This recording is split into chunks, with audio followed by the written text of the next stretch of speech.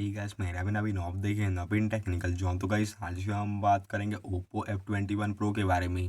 Guys आज का हमारा टॉपिक है हाउ टू सेट रिंगटोन। तो गाइस अगर आप अपने फोन में रिंगटोन सेट करना चाहते तो गाइस यह वीडियो को आखिरी तक देखिए एंड समझिए। एंड अभी तक आपने हमारे चैनल को सब्सक्राइब नहीं किया है तो प्लीज़ सब्सक्राइब के लिए चुका। तो गाइस बिना नहीं बस कर यह वीडियो स्टार्ट करते तो आप अपने फोन में देखिए डिफ़ॉल्ट सेटिंग्स ओपन कर लीजिए का।